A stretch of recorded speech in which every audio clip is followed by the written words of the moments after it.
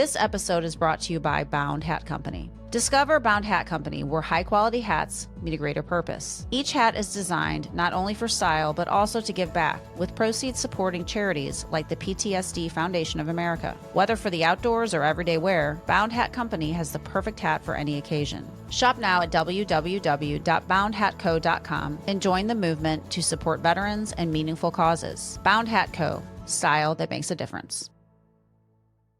The following podcast discusses sensitive topics. Listener discretion is advised. If you or someone you know is struggling, call or text 988 to reach the Suicide and Crisis Lifeline for 24/7 confidential support. Welcome to Survival in the Trenches, Life Beyond Loss, a podcast where we share the powerful stories of those who have faced extraordinary loss and found the strength to push forward and triumph. These are real journeys of resilience, courage, and hope. Join us as we uncover what it means to rise above, even in the darkest of times. Hello, everyone, and welcome to Survival in the Trenches. My name is Kelly Chandler, and I will be your host. Today, we are honored to sit down with Stephanie Battelle to talk about her life beyond loss and how she is turning tragedy into purpose. Welcome, Stephanie, and thank you for being here. Thank you. Now, before we dive into exactly why we're here today, we like to take a step back in time and get to know you as a person, when you were younger and what your dreams and goals were at that stage in your life. So if you maybe want to start there. Yeah. So I grew up in St. Charles and middle-class family. My parents were divorced and mom was remarried. My mom worked full-time, and so my brother and I were at home alone a lot and kind of had to learn how to be independent. And I was in gymnastics, which taught me a lot of self-discipline and motivation. And that's really where I spent a lot of my time. In school, school kind of came easy for me, but found some social life in high school and ended up meeting my first husband, and we got pregnant in high school. And my senior year of high school, I had my son Dale. So obviously my family wasn't thrilled about that, and that kind of put me on a journey of proving to the world that I could be the best mom and that I could make something of myself, even though I didn't maybe make the best choice in high school. So when Dale was born and you're a senior in high school, how did you handle that as someone that's 17, 18 years old? Yeah. I was so happy. I loved being a mom. Everyone was doing their thing in high school and going to football games, and I got into cross stitching a little baby thing for him when he was for his room, and I loved being a mom. I was so excited. I was so happy to share him with everyone. I brought him back to school because I had him in April of my senior year, and so I brought him back to school to show everybody, just for a day to visit. But one thing I know is because of my self-motivation and discipline, I knew I was going to graduate. So I made sure and I finished school. Dale came to my high school graduation, just a few months old, and I even participated in prom. So I didn't give up everything. I still tried to experience some of the main high school things, but I was ready to be a mom and take on that role. Unfortunately, my ex-husband wasn't so ready to grow up, and totally understandable. He was still trying to do the teenage thing and go out with friends, and I just was at home with my son and trying to make things happen for us. Working and trying to put food on the table was kind of my goal to kind of make a life. Absolutely. So he was born and you immediately started working, or what was your path once that happened? Yeah, well, I had actually worked. I taught gymnastics coming through high school and out of high school, and then got some just kind of one-off jobs. And I think I was 19, and I actually kind of stumbled across a job based on a friend that worked at Express Scripts. And so I started working there. I started the very lowest position, receptionist. When I was 19, Dale was a year and a half old, and that was really the start of my career. I really, asked a lot of questions about, how I could move up in the company and build a career, and, just hard work, and spent a lot of hours away from Dale, but spent a lot of hours trying to build a career there, and actually was there for 29 years. That's impressive, and that's obviously how we met, or at least you and I know that. And I think we met probably in the early 2000s. And I remember you bringing both of your kids into the office, and you referred to him as Little Dale, and you have your daughter Jordan. So that was probably what year? Early, like I said, early 2000s. And I remember you as a very strong, independent woman. That's something that I think you've carried throughout your whole life. So it's commendable. You hear a lot of stories of people that get pregnant at that age, and I don't know that they have that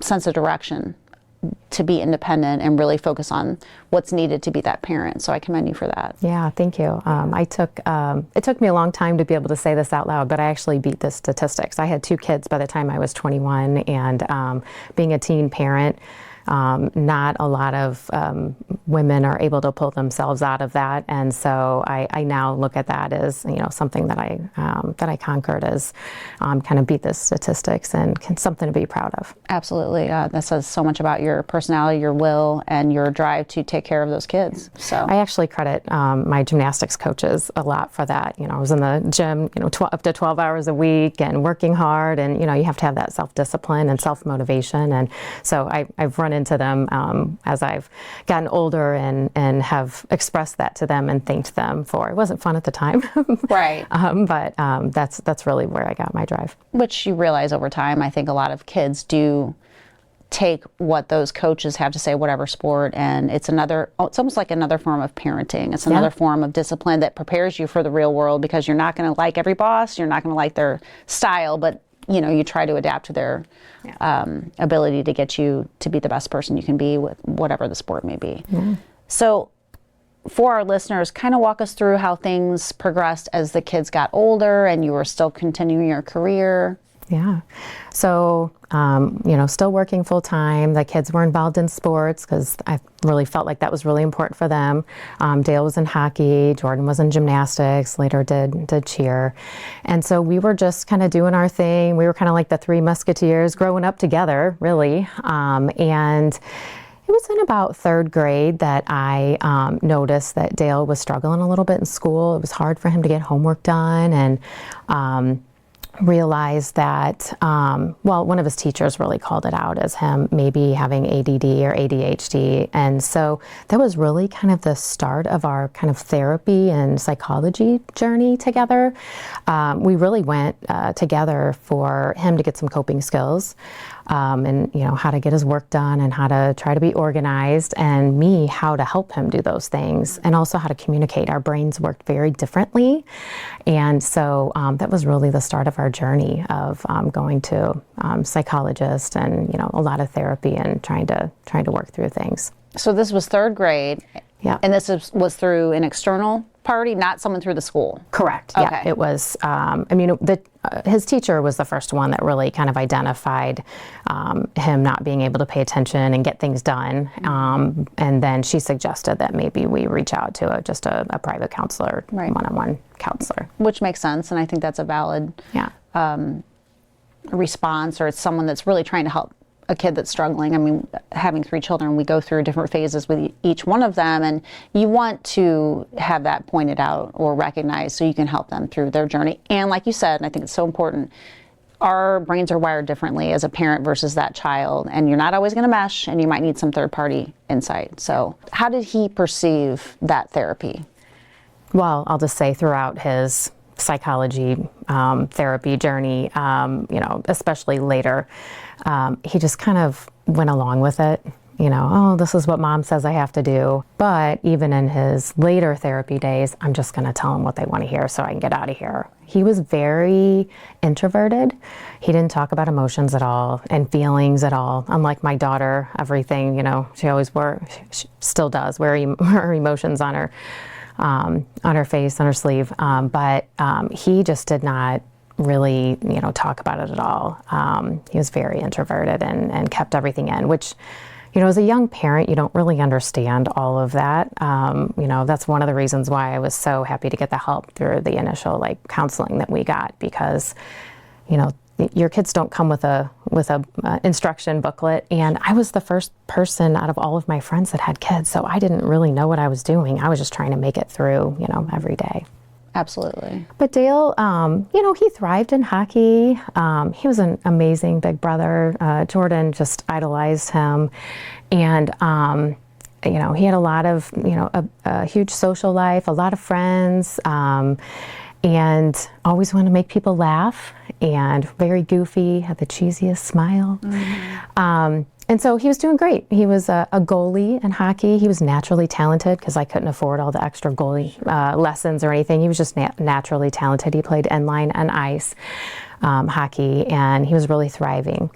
And then it was about early high school, where all the boys that played club hockey together kind of started to go on their different teams. And you could just kind of tell Dale was losing his way a little bit. He started experimenting with alcohol and smoking a little pot, and maybe a little more pot as he got older. And, that's just not good for a developing brain. And he just could not understand that concept. And so he and I battled quite a bit about that, trying to get him to go to school. And that's really probably late freshman year, sophomore year, where I really noticed a significant change in him. More isolation from his friends, kind of started having a disinterest in some of that, even bouts of depression, or I kind of called them manic episodes, right? He would hold everything in for a really long time, and then he would just have this outburst. And even then started threatening suicide. That was one of his, I don't really know how to describe it, maybe cries for help. Mm-hmm. And so over time, I kept saying, look, we can't be using this as your, out every time we have an argument. I understand you want help. I'm here to help you, but you can't be saying that every single time we get in an argument. You get in this kind of manic state. And so he stopped saying it to me. And little did I know, he was still feeling those things for a really long time. After high school, Dale really didn't know what he wanted to do. He had a few cooking jobs or working in restaurants, and he decided to go to culinary school. He graduated, just like hockey. He was kind of naturally talented in cooking. Didn't get that from me. That's probably why he wanted to go learn how to cook. And he graduated from culinary school and just couldn't really figure out how to get into a career in it, and so kind of went back to the working in restaurants and bars that weren't kind of that upscale culinary setting. But he was doing okay. Set him up in an apartment. He was maybe 21, 22 at the time, and he met a girl, which he had dated in high school, and met a girl, and they became pregnant. So he had a little girl on the way, which added a whole nother level of pressure for him. He had some other things going on. He was still drinking, and he was trying to make rent, so he had a lot of just pressures coming at him, and then definitely with his little girl that was on the way.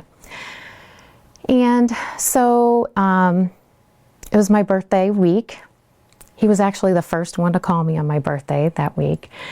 And which he was usually the last, because he would, Mom, I forgot, I'm sorry. But he called me on my birthday, and I was actually getting ready to go out of town for work. And we made plans to get together that weekend when I was back in town, and I think he was off work that Saturday or something that we made plans. So I thought everything was okay. And I was at my work event, and I had just gotten back to my hotel room, and my phone rang. It was about 11 o'clock. Actually, I have the exact time. It was 11:02 p.m. Yeah. And it was Dale's phone calling me. And of course, at first, my heart was like, oh gosh, Dale's calling me. What does he need? And it was his friend. A friend had found him in his apartment. And he had had a few rough days, which I later learned. And she basically told me that he was in really bad shape. He was really hurt. I asked if she could help him, and she said, no, I can't. And I just said, help him, like, why can't you help? Like, I couldn't even comprehend what she was trying to tell me. And a police officer, I had asked her if she had already called 911, and she said yes. And then during that quick conversation that she and I had, a police officer had gotten on the phone and confirmed who I was, and then confirmed the news that Dale was gone. And so there I was in my hotel room, out of town, by myself. That's what I said to the police officer. I don't even know what to do right now. I'm literally by myself in a hotel room in a city that I know no one except for the people that I work with. And so I called one of my coworkers, and she came over to my room. Her name's Abby. She's amazing. She became my person through all of that night, and over, like, we're still really close. And she just sat with me and just really, we didn't say much. She just sat with me, and she helped me book a flight the next morning because it was too late to get a flight out, and helped me get my things together, and helped me get an Uber and everything, and get to the airport for the longest flight of my life. I just wanted to get home. I wasn't with Jordan. I couldn't comfort her. Wasn't with my family, and so they all met me at the airport, and then of course, went into this blur of the next month or two of, I don't remember a lot of it, but it was obviously the most difficult thing I've ever been through. Absolutely. Excuse me. I'm so sorry for your loss, and I can't imagine, especially being out of town, trying to grasp the concept and just the emotions wrapped around that, and just wanting to immediately, time hop home. That would be my first thing. I'd want to be home. I'd want to understand what's going on with my family. And it's amazing you did have, at least you did have people there with you from your workplace. And it sounds like she was amazing, just letting you process the information without even having to say anything. Yeah, just not feeling alone, just to have somebody else in the room with me was like, it's exactly what I needed, because I didn't even have words. One thing I didn't mention is I had to call everyone. I had to call his dad. I had to call my mom. I had to call my daughter, like all of those things, because social media is great when you really want to get things, get good information out, but it's a really challenging thing when you have an event like this, to make sure that all the people that need to know personally from their family of things that happen. And so that was part of what I had to navigate that night, was making sure that my family knew before, and his family knew before it got leaked on social media. Right. Absolutely. Wow. Yeah, I can't imagine wanting to control the narrative. I mean, for sure, as the mom, as the parent, you feel that as your responsibility, and you also want to shelter and take care of those that are closest to him. So how did your family take the news in general? I mean, explain that. I mean, everyone reacts differently. His dad was angry. His sister was quiet, just a lot like me, just didn't have words to even express how we thought about it. We couldn't even process it, right. It was just I want to say I was surprised to hear the news, but I wasn't surprised. It was that phone call you could get at some point, but that I never wanted to get. Mm-hmm. And so, everyone processed it differently. Yeah, I don't even have words. I guess I'll say, I don't even really know how everybody was dealing with it, because I couldn't deal with it, and I was trying to figure out how I was going to navigate it. So it's kind of a hard question to answer. Well, and a lot of people that we've spoken with that have dealt with death by suicide, they have said that their brain just goes into this state of probably protection. Yeah. That helps you get through those extremely traumatic, especially the beginning phase, and it could last for however long. It depends on the person, but it does seem like that is a common theme that a lot of people go through, and it's probably for the better to get you through those moments and help you organize your thoughts and how you're going to move forward, because it is such a traumatic loss. Yeah, I mean, from notifying people to planning his funeral, and you are like almost like a walking zombie. I don't remember a lot of it, and I think that's kind of what you're saying. I think my brain was just kind of protecting me. People will say, "Oh, remember the last time I saw you was at Dale's funeral," and I'm like, "Oh, thank you so much for coming, but I'm sorry, I don't remember." It's just that you're just kind of in a fight or flight mode, just trying to get through really each minute. And then, take one step forward each day and try to get through each day after that. Yeah. So you had to plan a funeral and go through that whole process. And another thing we've spoken to people about is there is a lot of attention in that beginning period. Yeah. A lot of support in that beginning period. And then it's like silence. Yeah. So that's the gap that you have to navigate as a human being and how you're going to push through. Yeah. So I would say maybe for like the first month, food was being delivered and I wasn't even eating. Yeah. I'm like, can somebody please just donate this food? And people want to help, but there's not much, you can do. The best thing I could do was just get space, right? Just let me whatever. I just needed time to process. And so I just stayed at home, and really the food was more for my family than me, but they were trying to make me eat. But then, just started talking about like, what are we going to do now? What are the next steps? How do we move forward? So I took a leave of absence from work, which my work was amazing. No questions asked. They just said, take all the time you need. Started going to church, called my pastor, set up some counseling sessions with them. My best friend that I've known forever, Brandy, she is a counselor. She connected me with a grief counselor in her office who is amazing. She's been my savior. I don't even know how to describe her. The one thing I think besides my faith that really has gotten me through. I did started going to a bereaved parents support group, which I think was really good in the beginning. It made me feel like I wasn't alone, just to hear other people, and be around other people that had lost their kids. And so those were kind of the immediate resources that I kind of reached out to and things that I did within that, after that initial month and kind of getting through the shock of it all.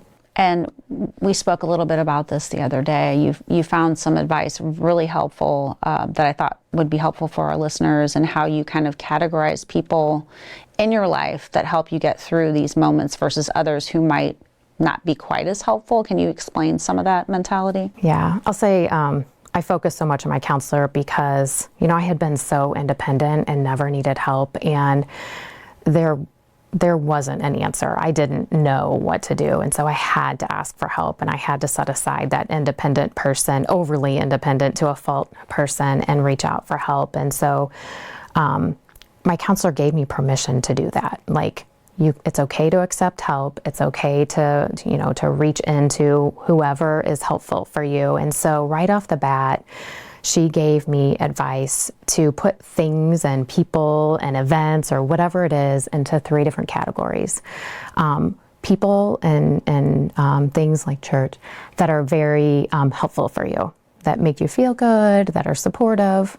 And then it's okay to put some people in that category that they're just not very helpful. They're maybe, they don't mean to, but maybe they didn't say the right things or didn't make you feel comfortable or supported in the situation. And then there's that group that, just they don't really fall in either, and, you can kind of just be superficial.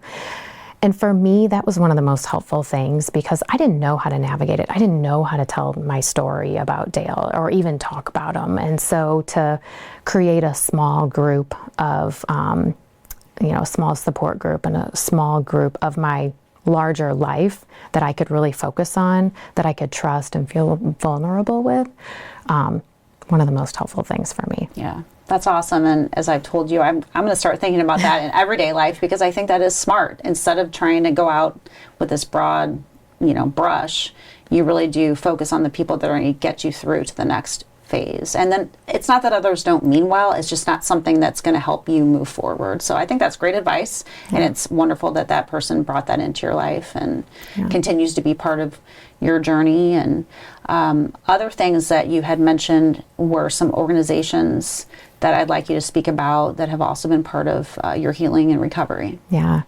Well, I'm kind of task-oriented person, and so I created a kind of a task list of things that I wanted to do to honor Dale and remember Dale. The first one I did, sorry, this isn't the organization, but, it's fine. But I created a picture book. And so we went through all the pictures, for the funeral, obviously, but then they were all in these, whiteboards or whatever that I created a picture book. And that way I could just kind of like take some time and go through pictures and remember all the good times and not focus on the event that happened with him. And then I wanted to get involved in some organizations that, the main thing about Dale was the stigma of mental health. That's why he didn't really want to go to counseling. He didn't really want to utilize the resource of truly getting help through counseling and therapy. And so, because he was afraid of the stigma, he didn't want people to feel, he didn't want to feel weak in front of his friends or be made fun of. And so NAMI, National Alliance of Mental Illness, is an organization that I got involved with. Would love to do more, and definitely will continue to stay involved. But they are an organization that really gets into like schools and talks to kids about mental health and suicide and educates them and tries to remove the stigma around mental health. And we've actually come a long way in the last 7 years since we lost Dale. I just can't believe how much we talk about mental health now. It's amazing. But it's never enough. Like, there's so much more that we need to do to remove that stigma from especially men and males getting help in mental health. And so that's a little bit about NAMI. And then AFSP, American Foundation for Suicide Prevention. I wanted to be very specific and partnering with an organization and donating to an organization that is focused on suicide prevention. Mm-hmm. Again, for some of the same reasons, right? Just making sure people are talking about it and they're willing to accept help and ways of coping. And not only for people that are, feeling suicidal, but also people that have lost people to suicide and or going through it with a spouse or partner or child.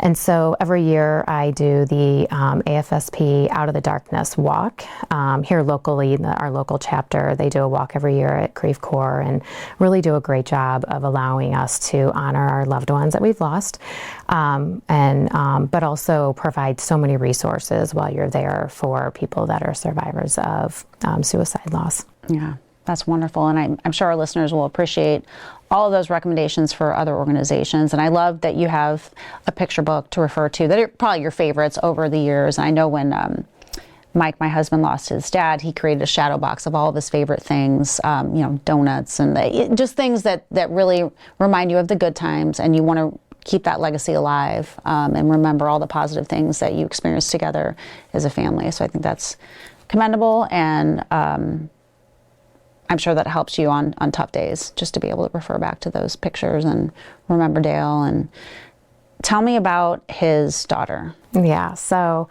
there's many things that got me through and continue to get me through my journey. But he has a little girl. She was born 20 days after he passed away. And her name's Iris. And she's 7 now. And, she really helped me, I'll say a distraction, but also just a living memory of Dale.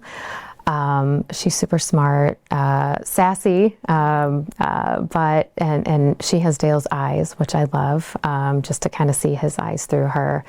And she's just my shining light in a dark world that I live in. And I know how blessed I am that I have Iris, a part of Dale, because a lot of people that have lost their children don't have, grandkids or a granddaughter from their lost child. And so I am so fortunate to have that. And, we spend as much time as we can together and make great memories and when you lose someone, especially a child, you just realize how important it is to make memories in life, and you learn to appreciate life a little differently. Life completely changes as far as, before, going out and having fun, that was all great. And now it's like beautiful rainbows and going to see the mountains and making memories. And that is the most important thing to me, is just making good memories with Iris. So, she's my shining star.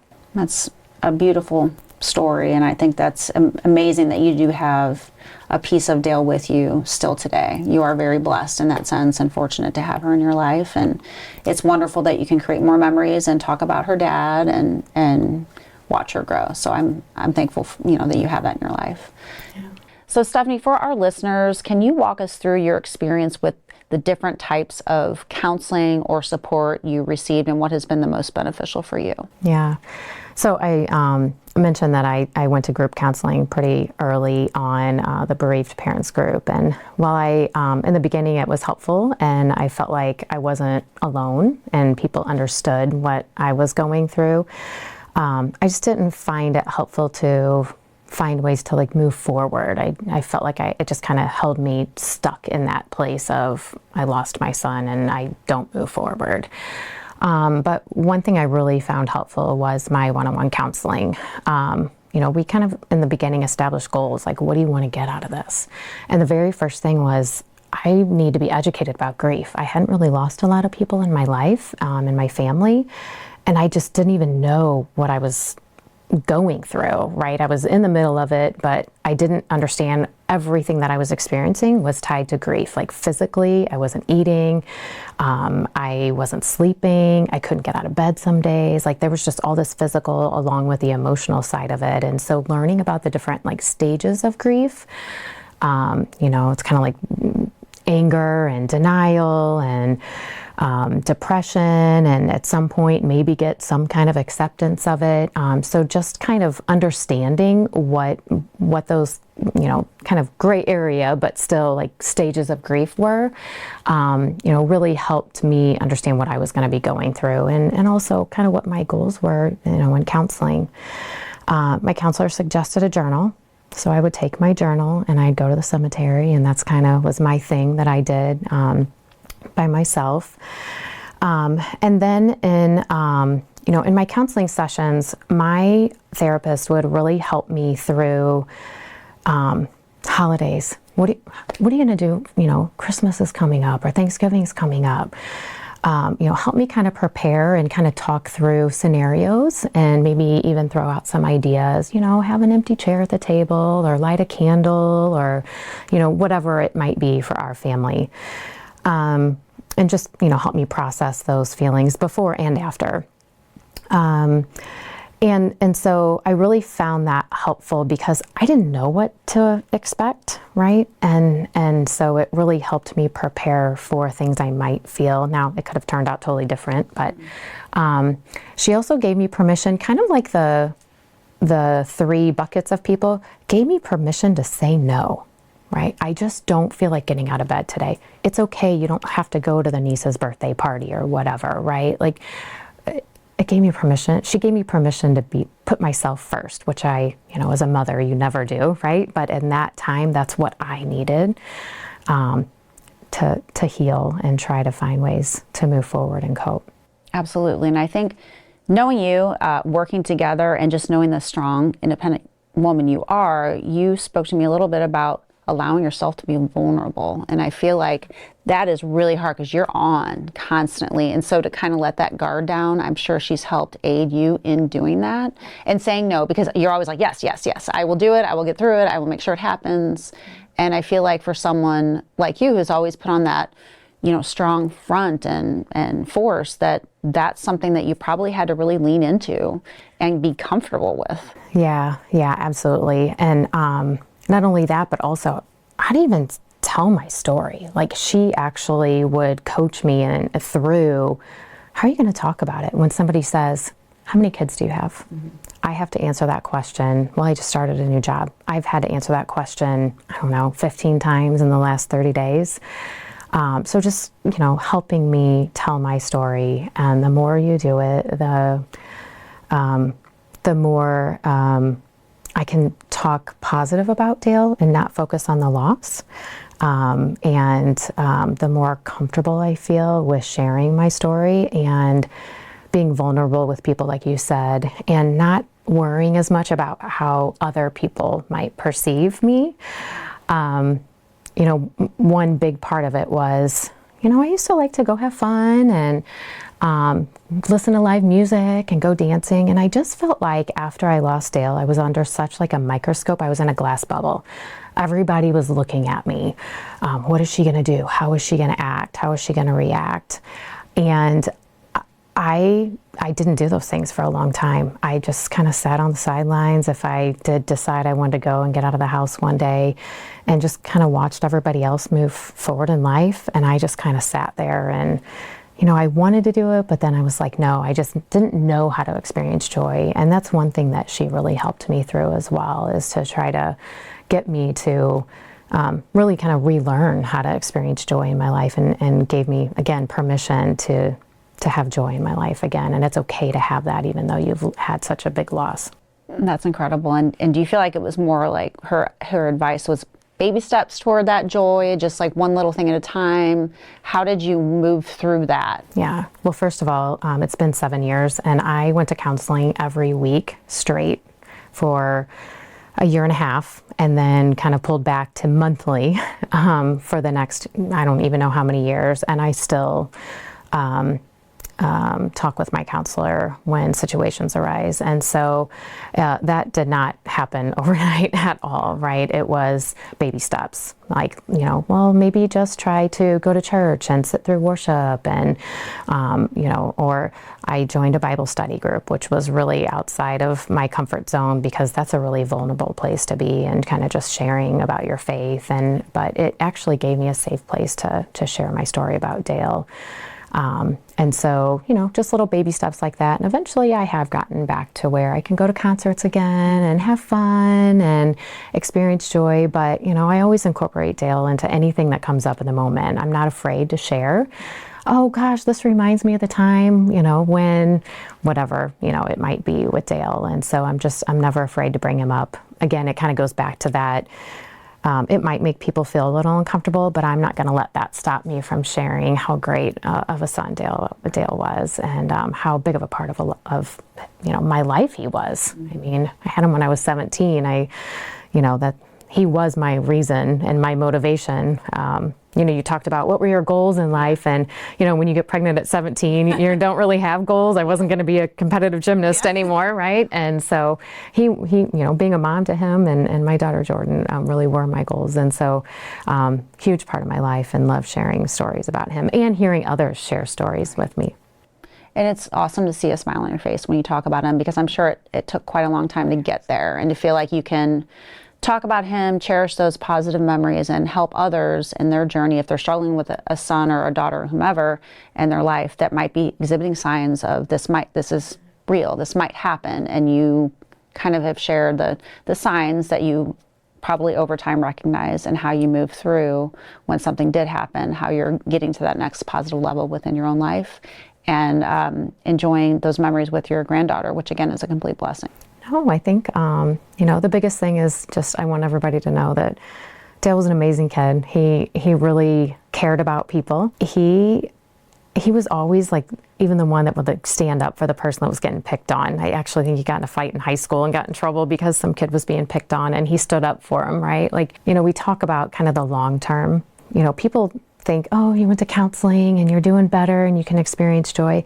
I still have days where I just don't want to get out of bed. I mean, it's not you go get help and everything is okay. I mean, when you lose someone, you don't just give up that person, you give up your vision of what you think life might have been like with them, or that they would have been in life, right? I mean, what would Dale have been like as a dad? I ask that question all the time, and my counselor always said, you can't do what ifs. Don't do what ifs. It's impossible, right? But, all Dale's friends are getting married, and I didn't know how to navigate that. His best friend got married, and I'm so happy they incorporated him into, had a picture of him and, up in the reception area, But just navigating that's something I talked to my counselor about. Like, I just don't know how I'm going to feel that day, or how to get through it, because I want that moment. I had, that vision of, dancing with my son for that son mom dance, at his wedding, and I'm never going to get that, right? And one thing that I haven't mentioned is my daughter. I was really focused on me, but I also wanted to be strong for her. But I think one thing that people don't realize is the effect of a loss on a sibling. Mm-hmm. There's not a ton of resources out there. I tried to bring her along with my journey, and it just didn't fit for her. She was a lot younger, right, and didn't want to show up to the group, of parents that had lost their kids. Siblings kind of get lost in all of it. She felt like she had to be strong for me, around me. And so that's another thing that was really helpful in counseling. We did go to counseling together, but we both accepted the fact that we didn't have to be strong for each other, that we could be vulnerable together. And so we created those, we go to the cemetery together. And that's really a time where we can just be vulnerable together. And, we talk about Dale all the time, obviously, because we're the three that have we were the three that created all those memories together. But I really think that's one area that we can do better, just to provide more resources for siblings that have lost their loved ones, because there's not a lot out there. I agree with you. And we did speak with one woman who lost her husband that talked about the, obviously it was their father, but for younger kids and kids, I'm sure siblings, et cetera, that there are camps and there are some things out there, but I don't think they're widely known, and there probably aren't many that are, advertised. It's a different, you always think of that first level impact, and I think there needs to be a lot more care surrounding that full family, because everyone's going to struggle, and they need to have more resources, especially for young people processing information when they're not adults yet. I mean, that's an incredible burden to bear at that age. So that's good insight, and something that I'm sure people could be looking into more as we focus more on mental health, because it is more of a buzzword these days, but we need to understand what that means, like what is out there. So, well, in mental health and help means can be very different for everyone, right? Just because one-on-one counseling that worked for me, that may not be the best thing for everyone, but that was the best thing for me, that made me feel the most comfortable. Other people might find it more helpful to be in group setting, or really get more involved in their church or in their faith. Or in an organization, right? Such as NAMI or AFSP or whatever those organizations are that are out there. So there's not like a one size fits all. This is what you should do. You have to find the right thing that works for you, that's best for you. Completely agree. Just like grief, it's so different. So is the steps to get through that, and the approach, and whether you need medicine or different therapy or, whatever it is, it's going to be very different per person. Yeah. And so giving people that respect and letting them walk through their own journey toward healing is something I think we all can do a better job of. And one thing about grief too is, I talked about the stages, and that's kind of just textbook, right? But it's not linear. You don't go from step 1 to step 2. I actually saw a diagram that looked like spaghetti one time that had all the different stages and the feelings, and I was like, that is exactly how my brain feels, and still can feel, right? There are times that I'm still angry, right? Like, he should be here. He should be here seeing his daughter grow up and raising his daughter. And his friends say that too, he should be here. Like, that was one of the, I think it was Dale's birthday. His friend posted, a whole list of things like, Dale should be here. He should be here for my wedding as my best man. He should be, and it really struck home, struck a chord with me. But I think the biggest thing is everybody grieves differently. It's not linear, and it comes in waves, and everybody kind of has their own journey and their own support system and resources that work for them. Thank you so much for being with us here today, Stephanie. We appreciate all of the information you shared and look forward to sharing the resources with our listeners. Thanks for having me and letting me talk a little bit about Dale, actually a lot about Dale, and share my story. Absolutely. You've been listening to Life Beyond Loss, a podcast from Survival in the Trenches. If you'd like to get involved and help those struggling to cope with personal loss, visit us at our website, survivalitt.com, and follow us on social media. Don't forget to subscribe and share this podcast so we can continue to grow and reach more people in need. Together, we can make a difference.